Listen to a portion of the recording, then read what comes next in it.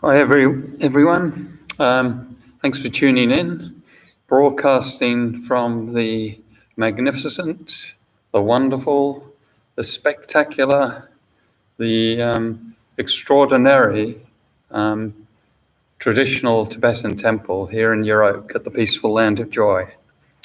And this is the 4 o'clock Path to Enlightenment class, still live streaming. And just Mckibben and myself here in the temple at the moment. So we will start off.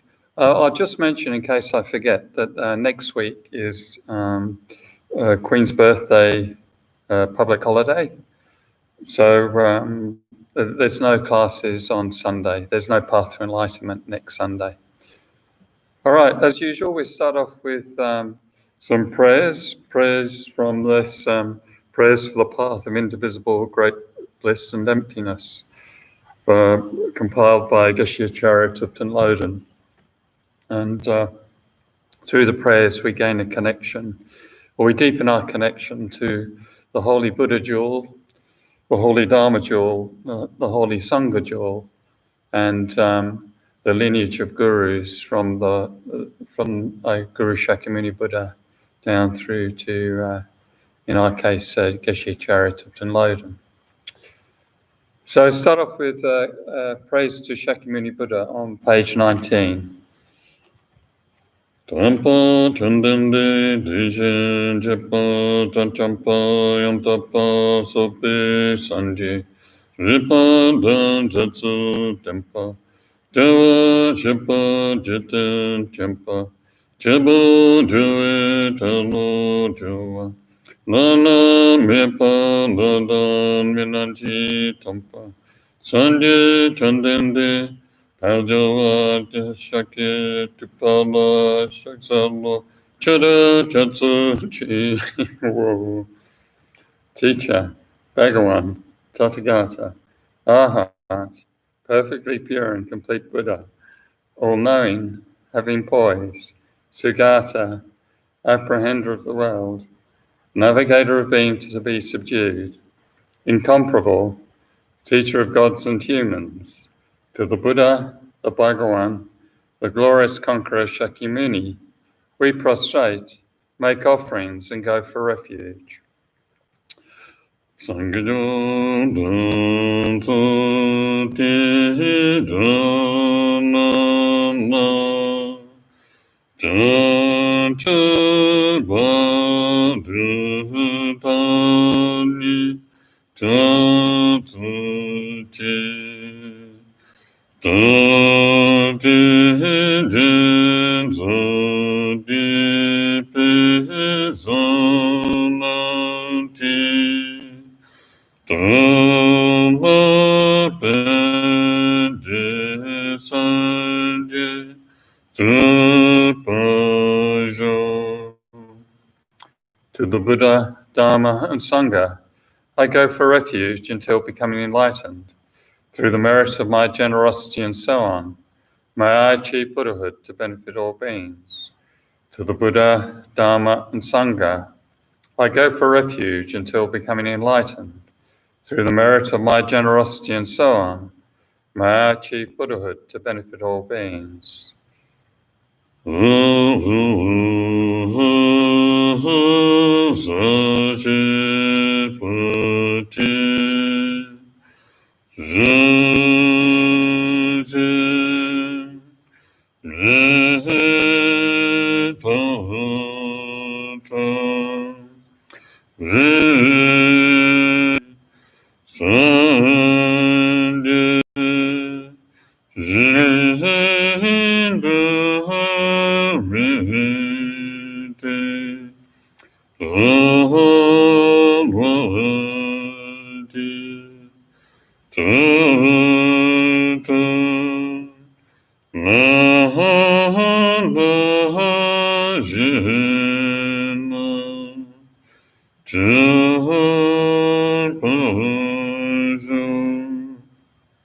This ground, anointed with perfume and strewn with flowers, Mount Meru, the 4 continents, adorned with sun and moon, Imagined as a Buddha land and offered thus, may all beings enjoy such pure lands.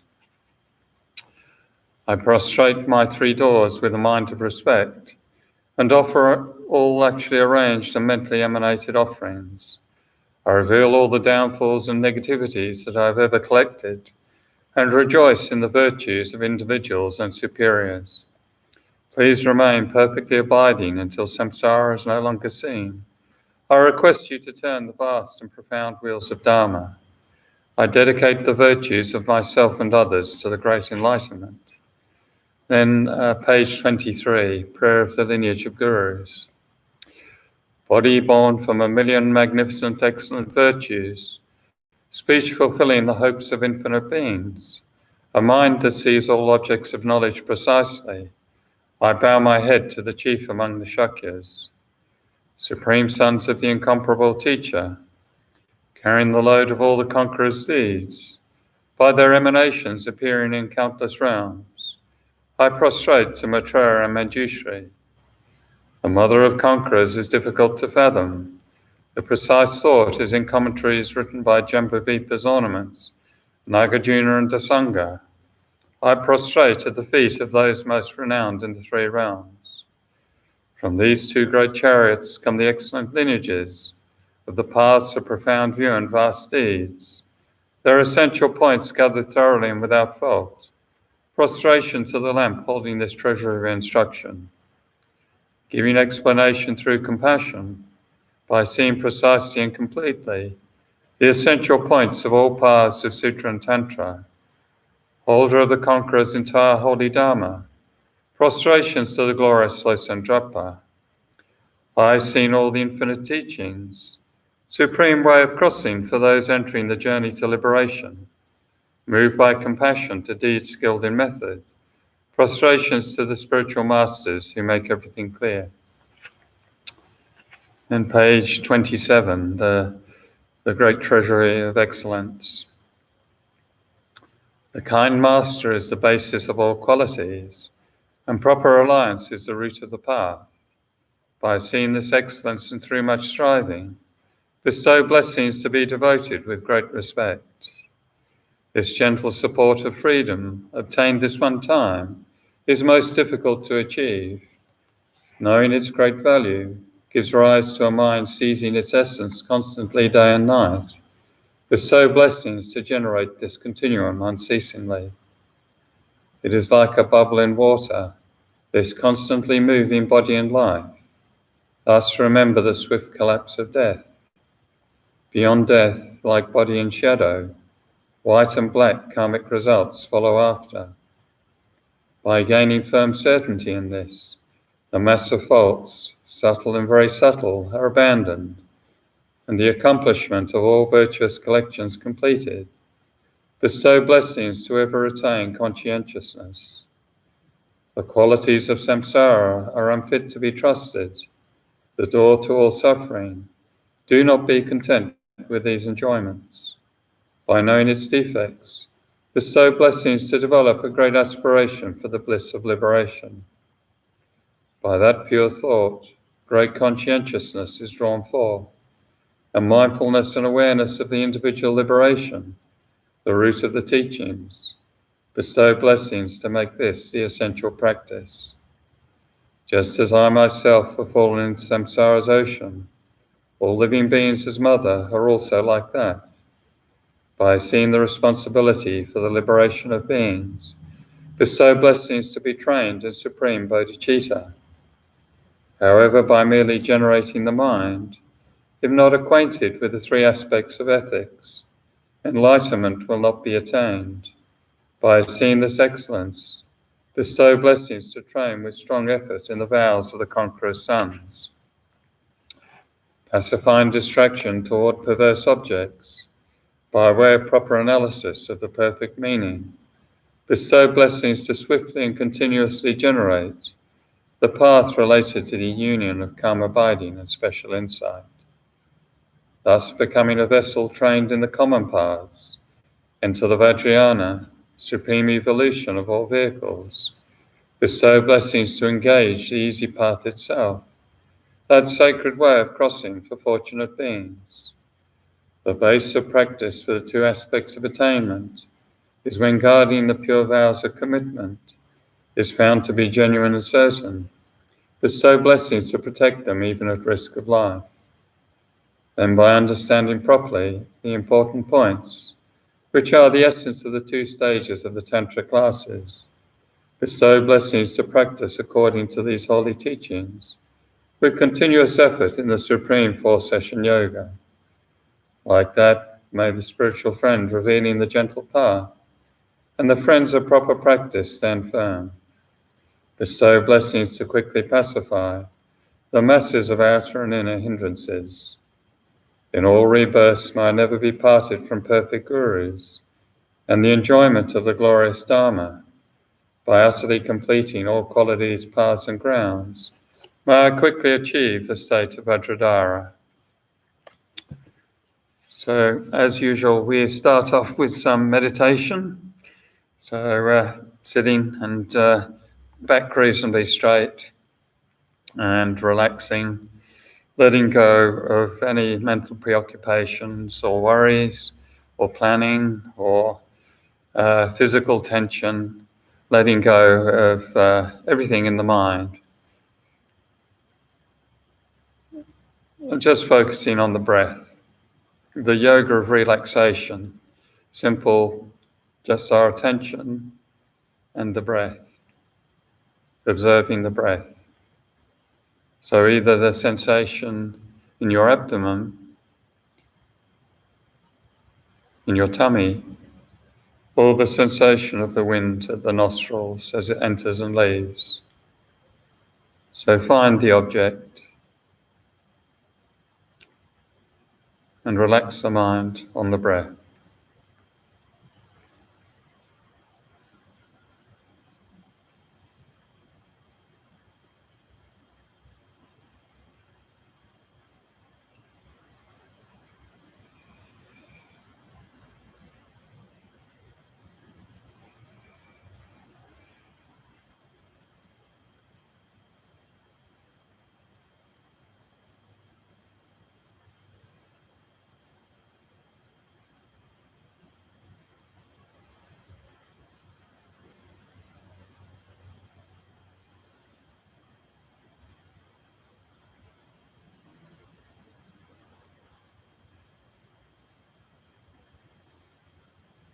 And if any worries or thoughts appear to mind, you just label them as a distraction.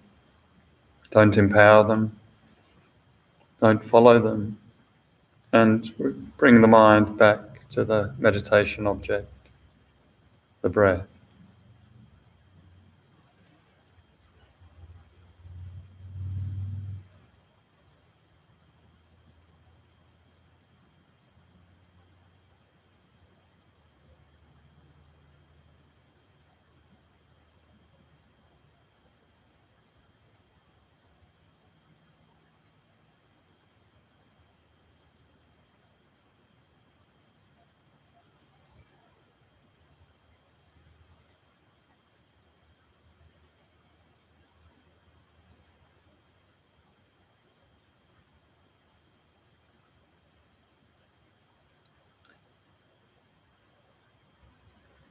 And today we'll meditate on impermanence and use that as a basis for generating bodhicitta, our wisdom apprehending impermanence, because it was the Buddha's first and last teaching.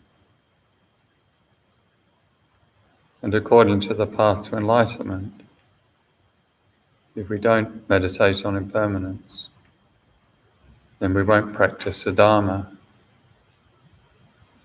We won't practice purely. We won't practice continuously. But if we do meditate on impermanence, then all our actions become meaningful and our Dharma practice becomes powerful.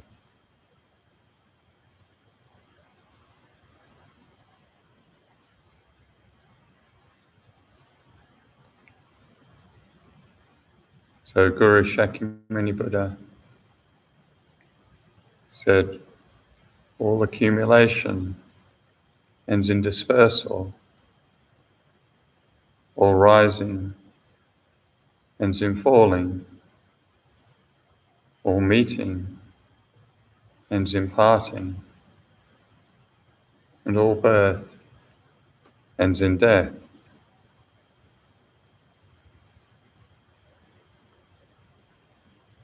So all accumulation, all collection, everything you have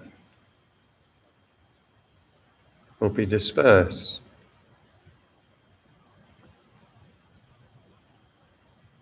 either through the force of conditions in this life. It will either fall apart or will be separated from it, or definitely at the time of death.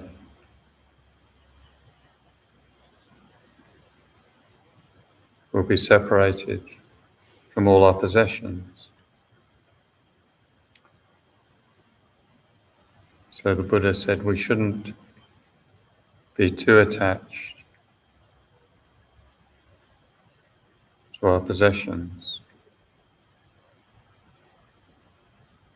We shouldn't make them the main focus or the meaning of our life.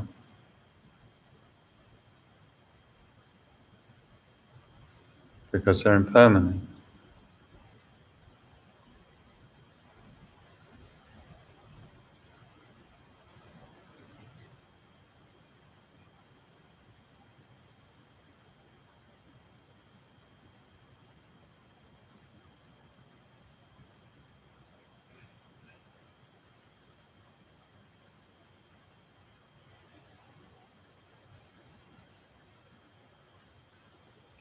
Or rising ends in falling.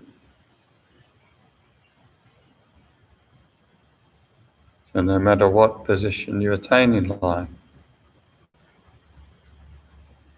you'll lose it eventually.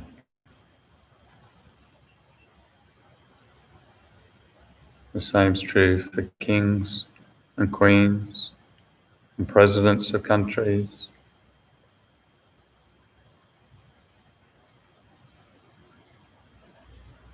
They're all separated from their position.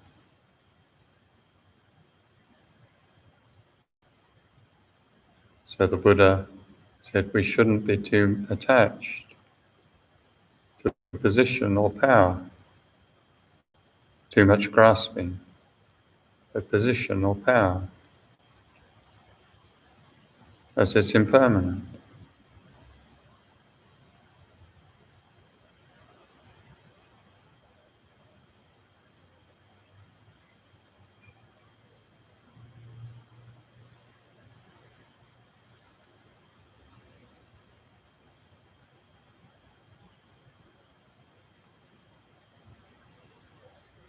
One will end up being separated, either through the force of conditions in this life, or through one of us passing, dying, we'll be separated. So the Buddha shouldn't be too attached,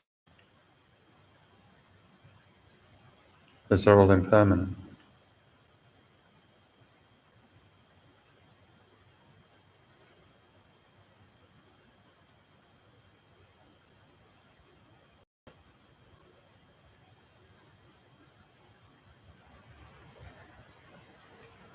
And all birth ends in death. So all of us will definitely die. This life we know and cherish will come to an end. Time. There's no guarantee.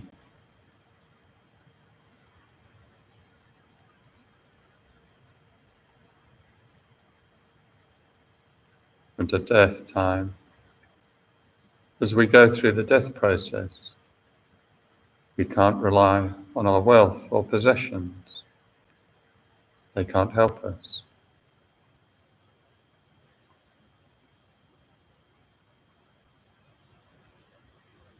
Our friends and family, once we're progressing through the death process, we'll become separated from them.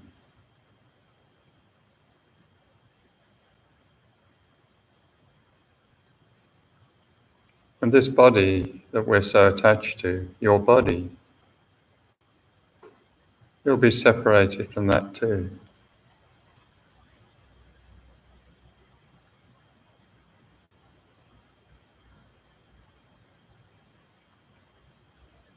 So the only thing we can take with us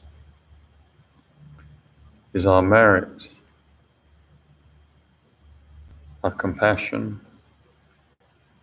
our love, our wisdom, our virtues, our positive karma.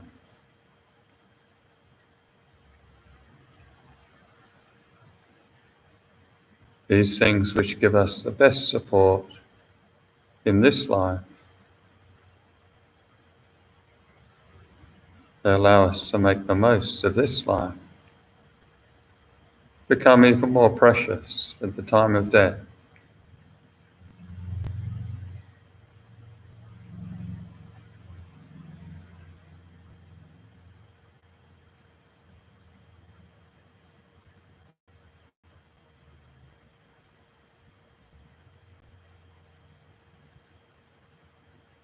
So we can determine to cultivate our virtue, cultivate all our enlightened qualities,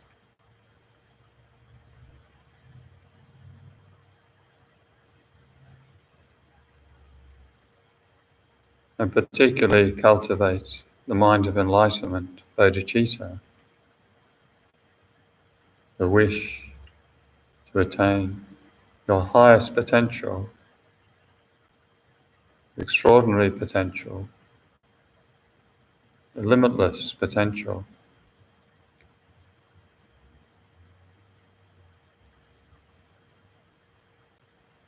In order to be of most benefit for all living beings without exception. And stabilize the mind on bodhicitta while we can, because this life is impermanent.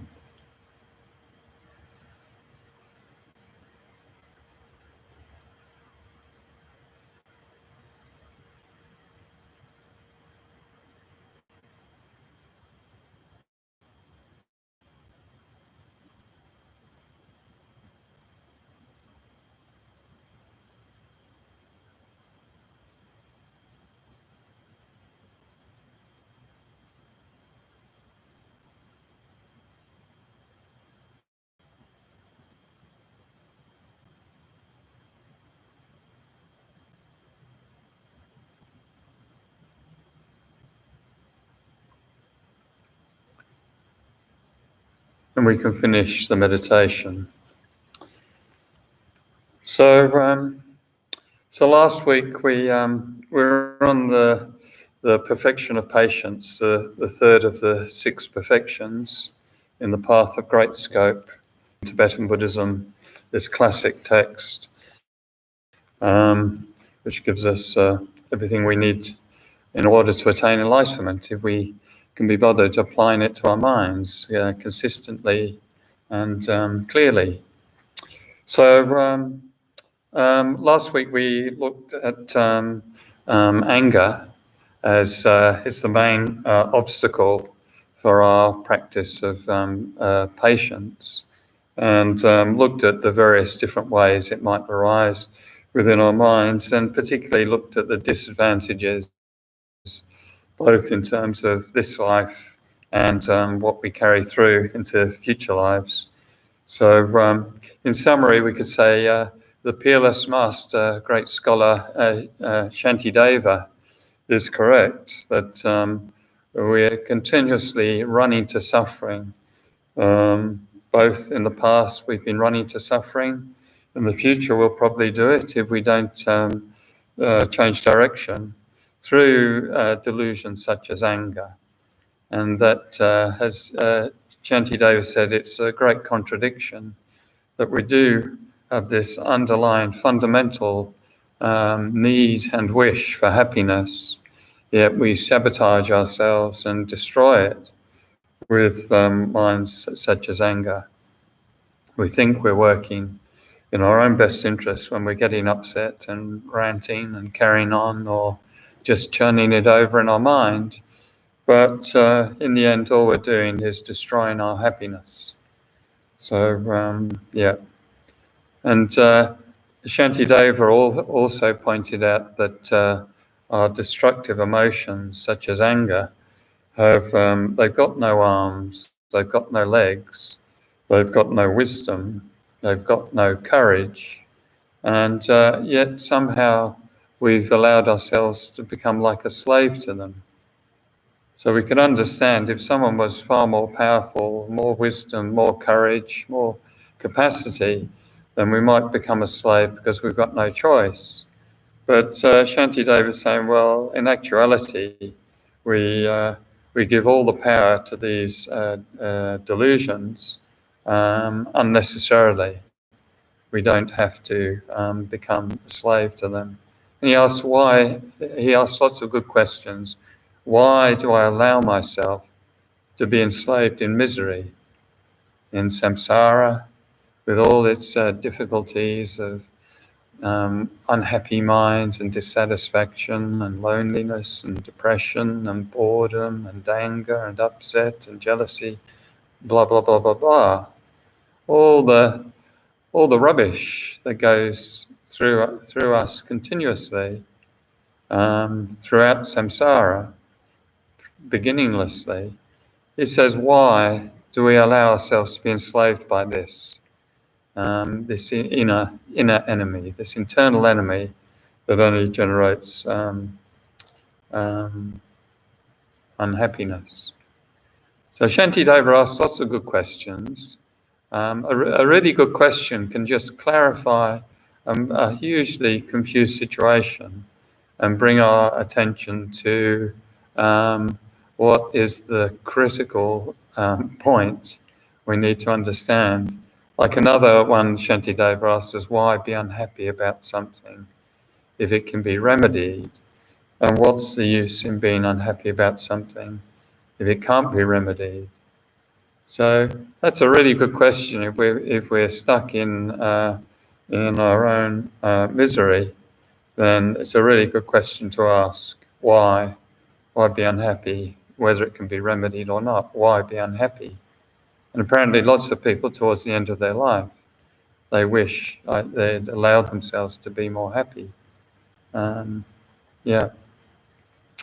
So with an ordinary enemy, you can run away or you can negotiate, you can give them a cake, give them some money. But with internal enemies, that's not the case. The more we give in to anger, then the worse our situation becomes. If we keep feeding anger, like giving it cake, nice chocolate cake, or if we keep feeding it with this internal dialogue of injustice and how we've been hard done by and they shouldn't have done that, and so on and so on and so on and so on and so on, then anger gets more entrenched, more habituated, and more of a problem. So Geshe used to make he used to really emphasize these verses, that they're very practical, very, very useful. Recognize we need to get to the point where we decide not to feed these internal enemies that cause us unhappiness and cause others misery, and that they don't have the power that we attribute and we grant them.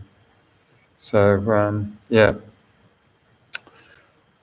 So, and then we look briefly at the definition of patience. This is the perfection of patience. So a virtuous mind that can remain indifferent to any form of harm inflicted by others, can voluntarily endure any form of suffering, and remain definitely thinking about the Dharma. That's this, what's called, Geshe used to call the great strength, the mind of great strength or great courage, this mind of patience. So on page 709, we look at the advantages of patience. We saw the disadvantages of anger. So we need to cultivate our wisdom of listening and thinking and meditating on these advantages and disadvantages to get to the point where we're really motivated to actually do the difficult thing, which is to change ourselves, these entrenched habits we have. So we have to try and become clear through focusing on advantages and disadvantages. So Chandrakirti has said, in engaging in the middle way, through patience comes beauty, dearness to the holy, skill in discriminating between right and wrong, birth afterwards as a human or God, and the extinguishment of negativity, which doesn't sound too bad. So patience has lots of advantages. To start off with, in terms of our relationships, the mind of patience is really useful, because we're not immediately going into a shouting match, or we're not immediately annoyed with someone. Through patience, and through patience, other people will trust. They'll trust you if you have patience, because they know you're not a nasty or harmful person, but that you're capable of actually getting to know them and hearing them and listening to them and that sort of thing. So yeah, it's good for our relationships. It's a cause of relaxation as well, because we're not continually on edge. That the circumstances out in the world, or someone out in the world, might tip us into frustration or anger, or being, losing our poise, or losing our temper. So it's also, of course, a cause of happiness, because it's a cause of a peaceful mind, patience, which happiness depends on a peaceful mind. It's difficult to be happy if we're feeling stressed or challenged or frightened or worried or anxious, or fearful, angry, and so on. Chandrakirti there said, through patience comes beauty.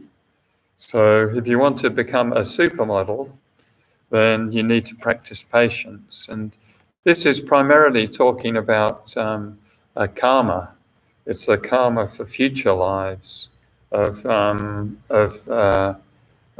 being beautiful, which is said to be an advantage on the Mahayana path, because more people will listen to you if you look like, I don't know, Brad Pitt or Angelina Jolie, then you're sure to get more Facebook likes, or Twitter, whatever Twitter does, because you're good looking. And so in terms of being able to offer Dharma to other beings, then that's an advantage. But but I think even in this life we can see, when we're angry, or when someone else is angry, they look ugly. Doesn't matter if you're the most beautiful person in the world, when someone snatches Miss Universe or Miss World's crown off her head, and she puts on an angry snarl, then there's no longer a beautiful supermodel, but just an angry person. So in the same way, patience is sort of a source of natural, radiance or beauty. It looks nice. So without patience, then we become very anxious and frustrated with little things. Very, very little things can tip us over the edge. And even not just on the Dharma path, we become very frustrated because making any progress takes lots of work. But also just in terms of worldly things, whether it's learning to type or having to sit there and listen to someone, it's easy to get upset. Also, Chandrakirti says dearness to the holy. So if we actually practice patience and abandon harming others, and that's in our heart, then it's said we become dear to the holy or cherished by holy beings, by Buddhas and Bodhisattvas, because holy beings, like holy gurus such as Geshe, they have a compassion for all living beings. They have compassion for everyone and love for everyone. So if I or if you are harming others, then we're sort of putting a distance between ourselves and our objects of refuge, these beings who can actually assist us along the path to enlightenment. We're putting an obscuration. So in that sense, we're not so dear to. It's like if we become a bodhisattva, we become a son or daughter of the Buddha. We become very dear to them, very cherished by them. Then Chandrakirti also says skill in discriminating between right and wrong. So with patience, then our mind's not blinded by bias. We're not in a highly reactive emotional state because so-and-so's done this, that to me. And so with patience, we're able to apprehend the situation and the other person in a balanced light, not a biased, one-sided view. And therefore, we're able to discriminate clearly about what's good, what's bad, what's right, what's wrong, not just be driven by our upset, by our desire for vengeance or desire to harm someone. With patience, we protect our merit. So, as I mentioned last week, with anger, we destroy our merit. With patience, we protect our merit, and our merit's our most precious thing. It's this positivity. It has the aspect of, I think, it mentions in the path to enlightenment 4 things. It has form and consciousness and habit and I think energy and all this sort of internal ecosystem of positivity. We protect that. And that's what's the basis of our well-being. So Chandrakirti also says birth afterwards as a human or God. So it's a cause along with the practice of ethics and generosity, a practice of cause of gaining a good human rebirth, or even a God realm rebirth through the good actions arising from this patient mind.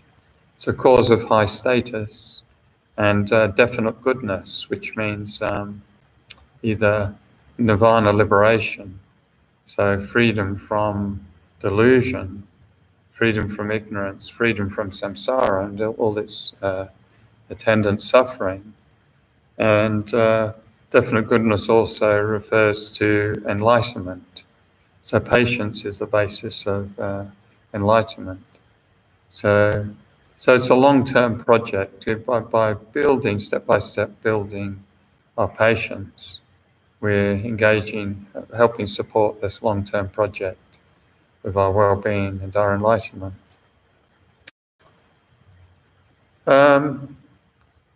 Geshe used to say many times, with patience, anything is possible, anything, all the way to full enlightenment, or in worldly terms. But without patience, then he'd say nothing is possible, either in worldly terms or on our pathway. And Shantideva also mentioned we need to be patient with ourselves, because we've been in samsara since beginningless time. We've had delusions since beginningless time. So we are going to fail in our Dharma practice. We're still going to get upset. We're still going to go through the habituated thought patterns and speech patterns that we all do, and again and again and again and again and again. So we're going to fall down in our practice. But Shantideva said we need to be patient with ourselves as well, because this is arising through the force of conditions, through the force of habituated delusions or destructive emotion. We do run to suffering, and we do cause problems for others. But the point is to recognize it's happening and decide to start changing the direction of the ship. So I'll give a quote from one of Geshe's teachings.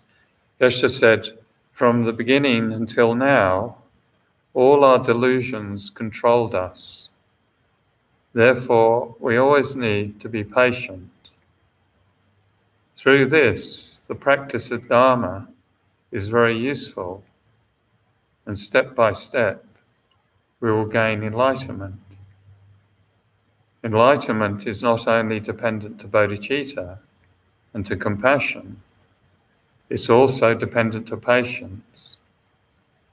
If impatient, then losing everything." So on page 712, it gives the divisions of patience. So I'll read them out. It says, the practice of patience is divided into three: the patience of remaining indifferent to the harm inflicted by others, the patience of voluntarily enduring suffering, and the patience of definitely thinking about Dharma. So the patience of remaining indifferent to the harm inflicted by others is also called the patience of non-retaliation, or the patience of having compassion to your enemy, to someone who's harming you. And in the path there, it gives a story in ancient India about one king, about a great yogi whose main practice was bodhicitta, mind of enlightenment, and patience.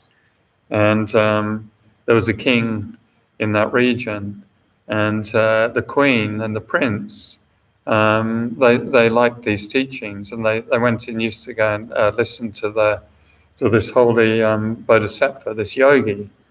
And the king, instead of rejoicing and thinking, fantastic, they're learning, these things they're learning, like compassion and love and patience, would be great to have in the royal household. Instead of that, he responded by becoming jealous, because they were giving the yogi too much attention and not enough for poor Kingy Wingy. So he got upset, and so he thought he'd go and test this yogi, and he went to see him along with all his soldiers and attendants and stuff. And he asked him, "What's your main practice?" And the yogi said, "Patience." And so the king said, "Well, we'll see about that." And he chopped off his fingers. And the yogi was a highly realized practitioner, and he showed no fear and no distress at having his fingers chopped off, and he exhibited even more patience and compassion to the king, as he saw what negative karma the king had just created. And then the king, he couldn't believe this, and he became a student of the yogi. So I'm not sure if that's really would be strongly motivational for you to go and start practicing patience. That someone might come along and chop your fingers off. But yeah, it's. I think the point of the story is that the more patience we have, and even the most extreme circumstances, they don't trouble the mind. They're not disturbed. It's not a big deal, not a cause of suffering, even having fingers chopped off. So, yeah, that's a great practitioner. So this branch of patience, of non-retaliation, can seem the hardest, because it seems like people have a choice when they're harming us. They have a choice. And so it seems in some ways the hardest of the three branches of patience to practice. We think, well, they shouldn't have done that. But it is possible. For example, Nelson Mandela, he was imprisoned on Robben Island for 27 years. And really the best part of his life was taken away from him. And he was breaking rocks, and he was in a tiny cell. And so on, mistreated for 27 years. But when they did come to release him, I can't remember the exact quote, but he said something along the lines, "When I walk out of these gates, if I don't leave my anger and bitterness behind, then I would still be in prison." And he displayed enormous patience when South Africa was a real tinderbox and just on the edge of being torn apart by violence, by ethnic violence. Then he showed enormous patience and wisdom, and was able to prevent that happening. Prevent it happening worse than did happen. So for human beings, it's possible. We can practice patience even in the worst situations. And Shakyamuni Buddha demonstrated tremendous patience. His half-brother Devadatta tried to kill him, and there was other people very jealous, tried to kill him. Similar to Lord Jesus Christ, there's always with these great holy beings, there's always a reaction of a delusion. Sort of the brighter the sun, the darker the shadow sort of thing. But so anyway, Shakyamuni Buddha had those reactions, some very extreme negative reactions, but bore no enmity, and through the power of his loving kindness was actually protected, and through his patience, his mind was undisturbed by even the worst attempts on his life. So the path to enlightenment explains that we can't defeat all enemies. And I think Shantideva also quotes this: "It's impossible. Unruly beings are like space. We can't possibly defeat all enemies, all possible harmful beings. But if we manage to perfect our patience, then it's as if there's no enemies. The mind's almost become impregnable to harm through developing this wisdom and this strength of mind." So that's a tremendous benefit of patience. So, for example, look at the the effects that lots of people commit suicide. Lots of people commit suicide. Some people commit suicide because of criticism, like Facebook bullying. It's not unusual to hear of teen suicides. Or people commit suicide because their partners left them, or they even kill their own children because their partners left them. Or some people commit suicide because of an economic loss. But if you considered those people, if they had this strength, this mind, extraordinary mind of patience, and ourselves too, if we're put in extreme difficult situation, if we had this extraordinary practice of patience, then the thought of suicide would never, ever, ever enter our minds, the equation. This would be using this as this difficult situation as a learning experience, as part of the path to enlightenment, and it wouldn't faze. The great practitioners of patience remain unfazed by. Doesn't matter if someone criticizes you. It doesn't matter if 10 million people, the whole world is criticizing you. It doesn't matter if you have economic loss. It doesn't matter if your partner runs away. That's part of samsara, and all grist to the mill for the path to enlightenment. So you can see the advantages of this mind of patience in the real world. It's extraordinarily useful for us if we can cultivate it. So, what are the methods for developing patience that are talked about here in the path to enlightenment?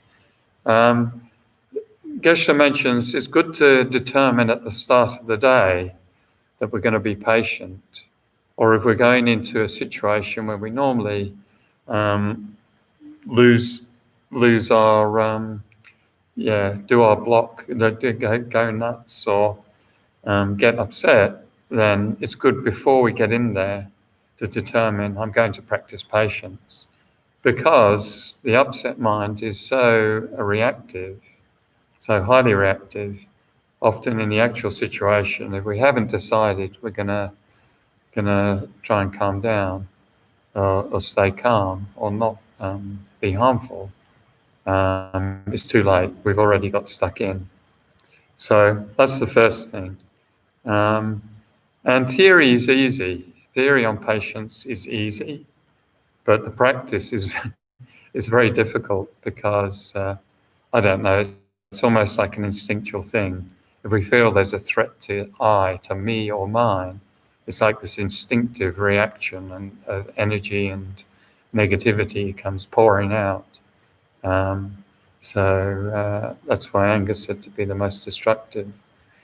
So theory is easy. Like, for example, if you're in a frustrating situation with a bureaucrat, in any organization, there's people trying to do stuff, and there's people who are pretty process-oriented, and sometimes we take both roles, depending if it's our pet project. But for example, the TV comedy Yes Minister really shows the frustration of someone who's trying to do something when they encounter the bureaucrat, and you see this flicker of fear go across the sort of administrator, the bureaucrat's eyes, when they hear someone's just going to go and do something. And but there's also a sort of the opportunity in coming that this could be the basis of quite an extensive load of process, and a ton of meeting, and various committees. So, if someone just wants to change a washer, they say, I'll change a washer, and they mention that to the bureaucrat, then they say, steady on, there's a change control process here, and it might be that we could start thinking about changing the taps, not just the washer. And probably to change the taps, I think it would be best to canvass quite a few opinions of various parties involved, and and then canvass that, and then probably form a subcommittee to bring us a proposal that we can then take to the board, and then following sort of 10,000 emails and hundreds of hours of meetings, the board gives a go-ahead. It goes back to the finance committee, and it discovers not actually any money there to change the taps. So by that time, of course, the doer has lost all enthusiasm and feels half their life energy's been sucked out. They've been sucked out of them. So that's what's that got to do with this talk? Yes. How lots of situations, frustration can arise very, very easily. So we need to be on guard and try and be more patient. So yeah. So what was I on about? So another method, one method where you can help support us in our practice of patience is to keep the big picture in mind. And the big picture for us Buddhist practitioners, and particularly Mahayana practitioners, the big picture is enlightenment. And the small picture is this particular difficulty we're having in the here and now with whoever we're having the difficulty with. So if we keep hold of the big picture, then it's not so distressing that someone's just written off my car, because the big picture is I'm trying to attain enlightenment. The small picture is this is annoying, it's going to be inconvenient, it's going to be paperwork and so on, but it's not the end of the world. So I suppose the entire path to enlightenment really supports us developing a big picture mind, like from the teachings on impermanence, on death and rebirth, the teachings on perfect human rebirth, that this life is very precious, teachings on karma and reincarnation, and the teachings on compassion and love for all living beings, and the nature of reality. They're all very big picture subjects. And so the entire practice of the path to enlightenment supports our patience. It helps us develop a bigger picture perspective of life and our potential.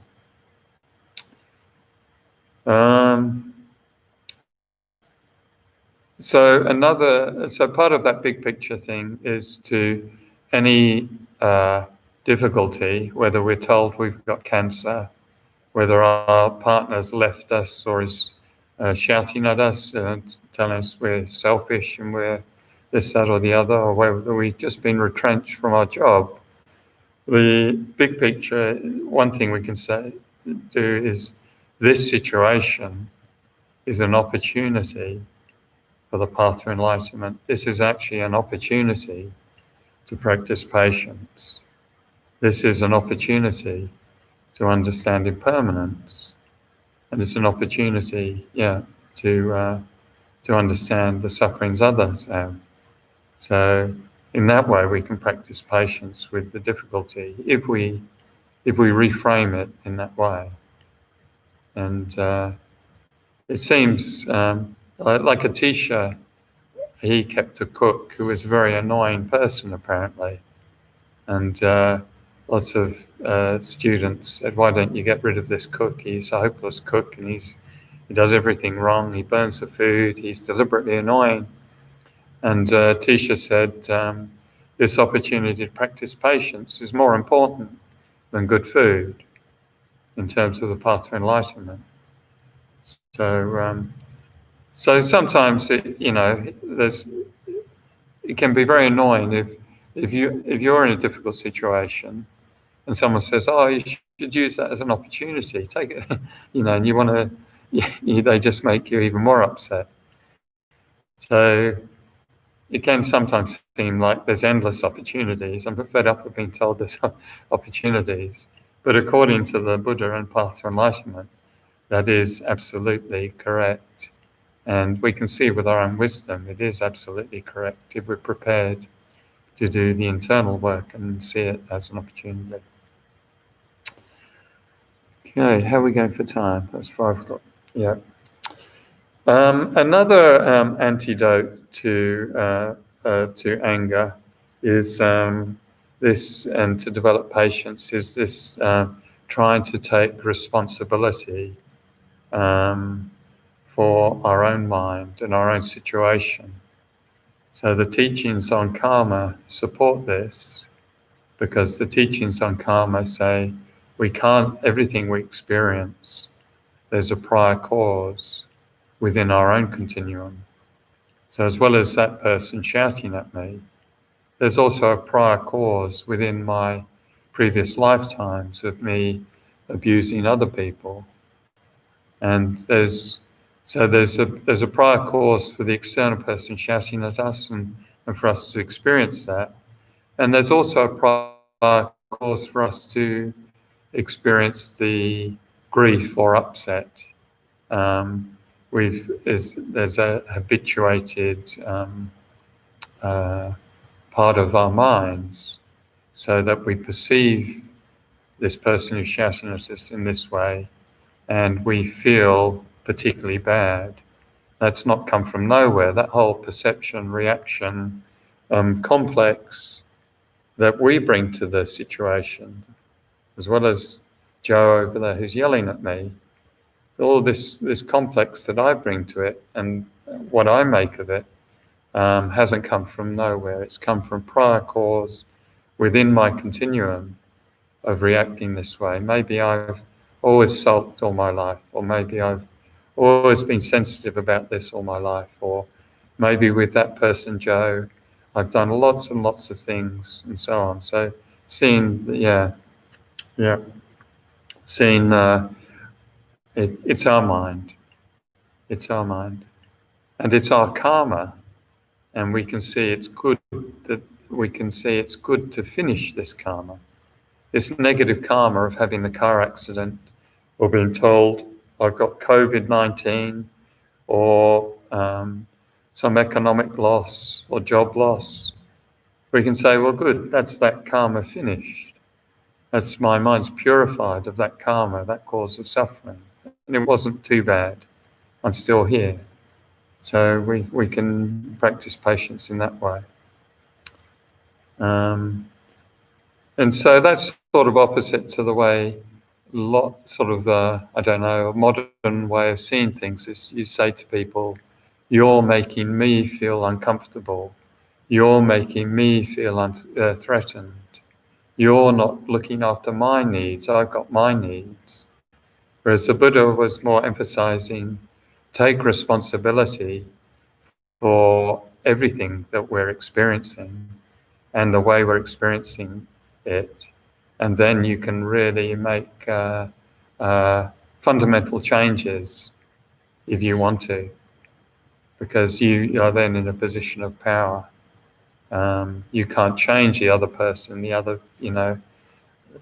by bleating on about my needs, or, you made me feel uncomfortable. You've got no power. You're giving all the power to the other person. But you're saying, no matter what you're chucking at me, I'm practicing patience. I'm trying to practice this bodhisattva tradition. Then you're gaining all the power yourself to transform the situation. So,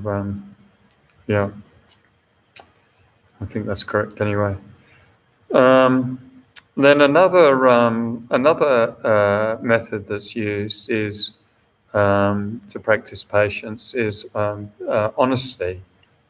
So if we are being harmed, like a lot of the times we're upset, it's through other people's speech, and through applying honesty, we can assess whether what they said, when someone said, you look like, I don't know, your face looks like an orangutan's backside, or something not very pleasant, then we can assess, well, is it true, or is it not true? so that we can go to the mirror and check maybe that is it true or is it not true? So if it's true, then or if someone's just said to you, you're selfish, you're always doing, you're talking high and mighty, but really all you do is look after yourself. You're selfish, and so rather than getting upset, we can apply honesty and we say, well, is it true? Do I spend most of my time looking after myself? And if so, they told me something useful about myself. And so I've learned something, even though it's uncomfortable. If it's not true, then it's nothing to do with me. It's irrelevant. It's like saying, the sky is custard. It doesn't make any sense. It's not factual. So again, no reason to be upset. We can be patient. So then, this sort of reasoning comes from Shantideva, Geshe representing the path of enlightenment. So then we can say, well, yeah, true. Maybe it's not true, or maybe it's true. But the reason I was upset was because of their malicious intent, their harmful intent. They've really got it in for me. That's why I'm angry. So at this point, Shantideva then said, well, we should consider the nature of things, the nature of other beings. And we should first of all, look at the nature of fire. So the nature of fire is hot. We don't get upset with fire for having that nature. That's the way it is. You put your hand near a fire, you get too hot. You might get singed, the hairs start smelling, or you might get burnt. But we're not upset with the fire for having that nature. That's just the way it is. And the same way, in samsara, all living beings, all beings within samsara, all samsaric beings, are deluded. They're just like me. They've got destructive emotions. They've got anger. They've got selfishness, self-cherishing. And so at times they will be harmful. So that's the nature of samsara. So therefore I can accept that nature. That's the way it is. That's reality. Sometimes other beings will be harmful. It's no surprise. Therefore I can patiently accept it. So I'll quote page 717. Shantideva says, as I do not become angry with the great sources of suffering such as jaundice, then why be angry with living beings? They too are influenced by conditions.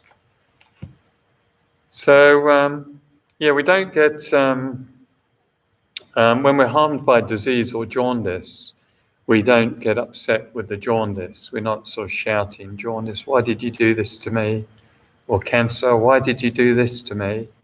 It's because we don't feel they don't have any control. It's just conditions.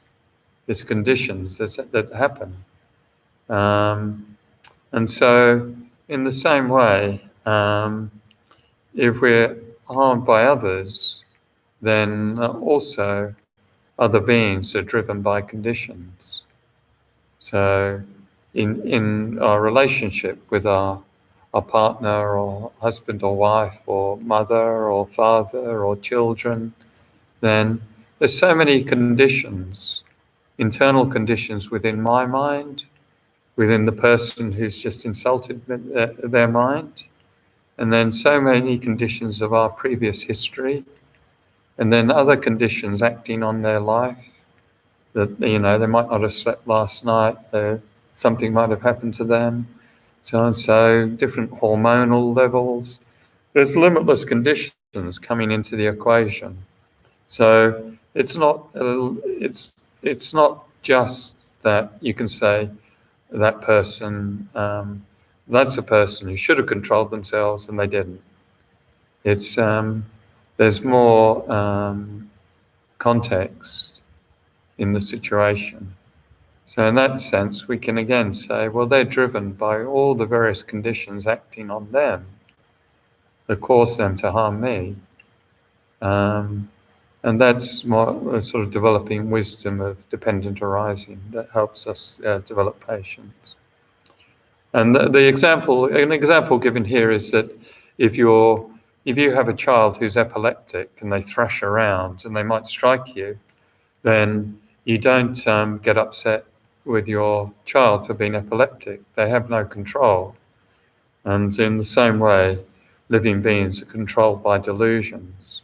They're controlled by self-cherishing, by grasping after inherent existence, by being upset, by being angry, all these things that we've got within us too. Other beings, they're being controlled by them. Also, Shantideva said we can apply a logic.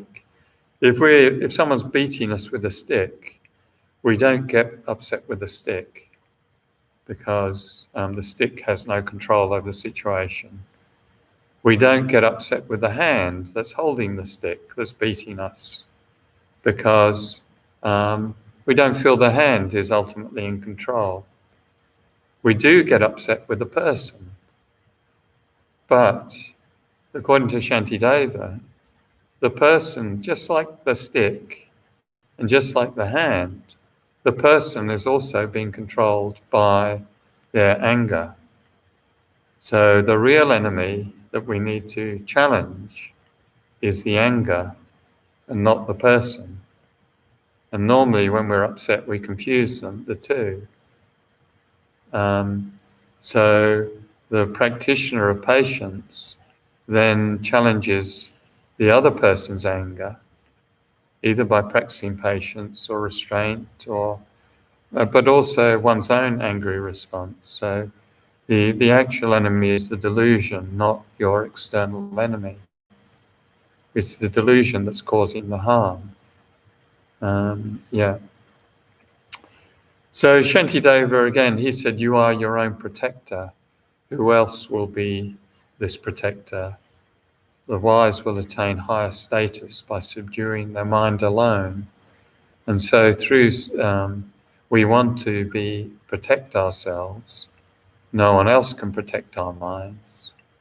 And we can do this through practicing patience. We can attain higher status by subduing our mind alone. And the path says, especially, it's all very good to have these general principles of patience. It's especially important for us to try and be patient with people we live with.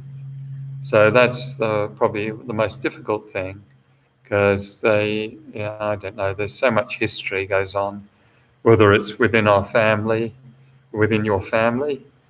You go home to visit the family, Christmas time, and then within a week, everyone's snarling at each other and can't wait to get back to their own lives. Or whether it's just whoever you're with, your partner, or in a community like this, the members of the community, then we need to try and practice patience in the here and now with whoever we're with. Running out of time. Yep. So another method that's taught for patience, and I find this one's very useful. If you're feeling threatened or anxious or stressed, then another method that's taught in the path to enlightenment is just breathe it in. So rather than normally we're trying to get away from this threat, get away from this pain, get away from this discomfort. And the opposite approach is to breathe it in. So take it into your heart. And you can even imagine you're breathing in everyone else's fear or anxiety or suffering. And that's a marvelous method for us to turn around this sort of fight or flight thing and transform it into developing acceptance and developing compassion through breathing in the difficulty. And the path mentions that our bodhicitta is meaningless if we're angry. If we're serious, if we're serious about our wanting to attain enlightenment, if we're not just mouthing the words, then we need to start working on our anger, and as well as our other delusions. So these are all the conventional opponents to anger. A lot of them are in Shantideva's chapter on patience. They're also in this Path to Enlightenment. It's good to have a good read of that. But then also on page 718, Geshe gives the ultimate antidote to anger. This is engaging in the middle way. It says, to a bodhisattva who sees selflessness, by whom, when, and how is he cut? Because he views all phenomena as reflections, he will be patient.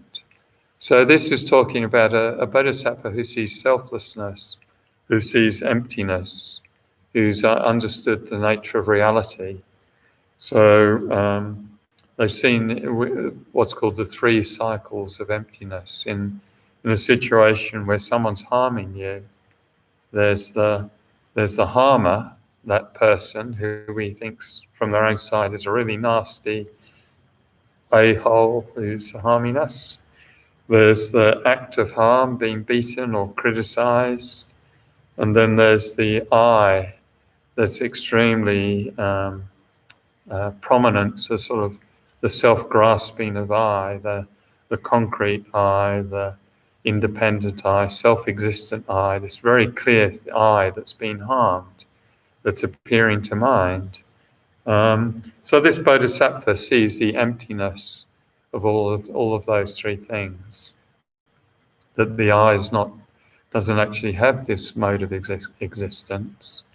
It doesn't have this independent existence, this deadly solidity, this sort of singular entityness. The I is just an appearance to mind based on lots of different factors like our body and mind.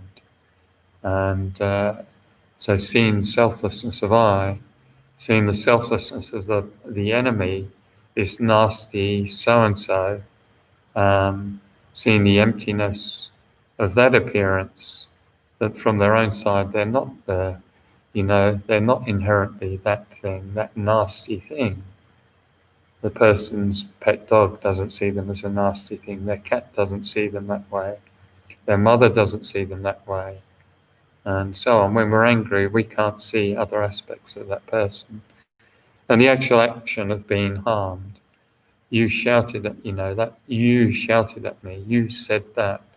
So even that action can be broken down into its component parts, and you can't actually find this inherent insult. It's not inherently insulting, because for someone such as Geshe, who had perfected patience, then there's no insult experience, there's no harm experience. But to us, with our more childish minds, then there's an inherent insult, there's an inherent nastiness that's been forced upon us. And so through seeing emptiness, we're then completely liberated from these shackles of anger and reaction and perpetuation of samsara. So emptiness is the antidote to all delusions. It frees us from all delusions. It's realizing emptiness, and we overcome the obscurations to liberation, which is delusions. So by the 8th Bodhisattva ground, we're completely free of samsara. We've destroyed samsara, and we've destroyed all delusions, even the innate self-grasping ignorance. So the reason why emptiness is the antidote to all delusions, not just anger, is because they're all predicated on a base, on a fantasy mode of existence, this view of inherent existence, this way we see the world, solidifying it, exaggerating it, making it permanent, making it independent. And that's the basis why I become jealous, why I become angry, why I become grasping, desirous grasping, why I become dissatisfied, why I become proud, and so on. So emptiness cuts through all of that. And then we see things. It's like this verse by Shantideva, by Chandrakirti, to a bodhisattva who sees selflessness, by whom, when, and how is he cut? He sees all things as like an illusion, or just like a dream, merely designated, merely imputed. This merely imputed nasty person, this merely imputed I, it's just like a dream experience. It's not nearly as deadly serious as we take it to be. So that's in actuality freedom. And within that sphere of emptiness, then there's nothing that can be, and there's no suffering, there's no cause of upset.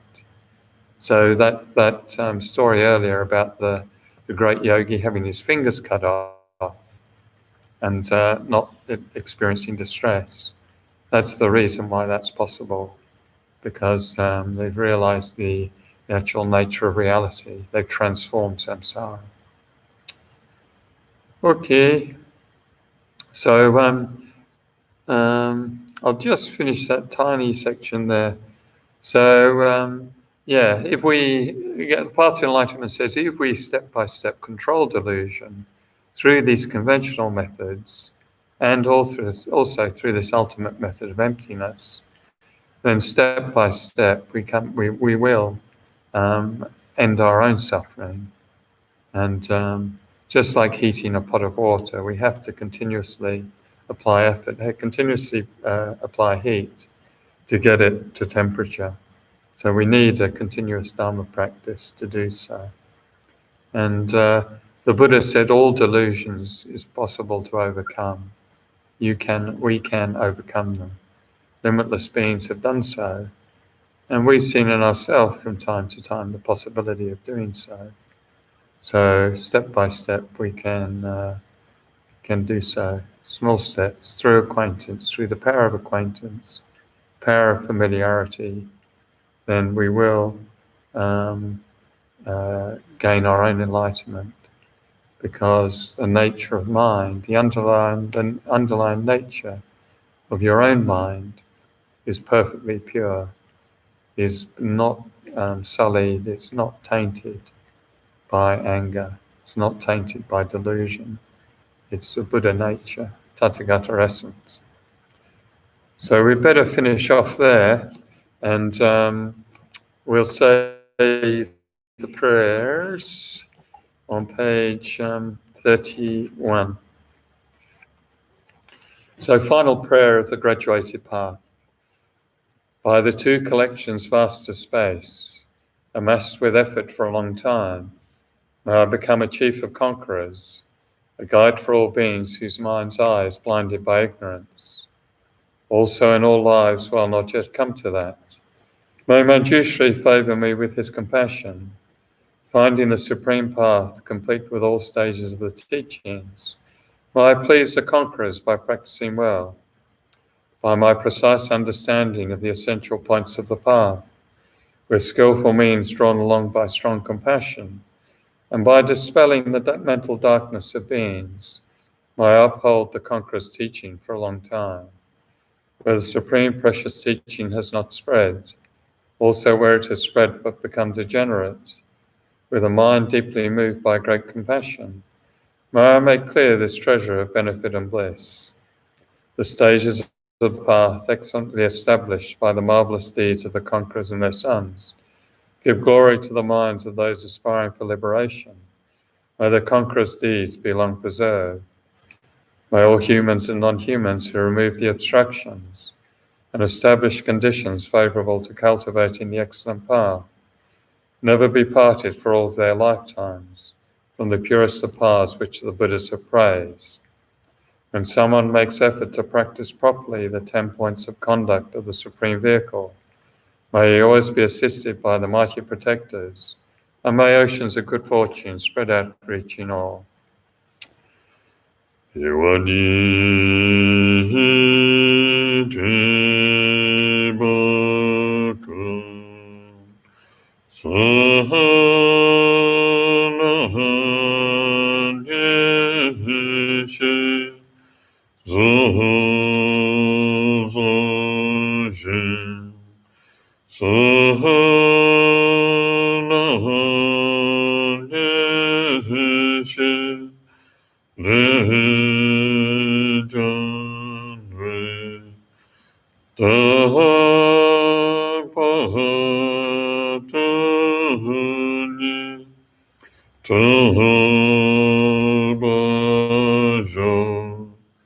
By this virtue, may all beings complete the collections of wisdom and merit, and attain the two holy bodies arisen from wisdom and merit.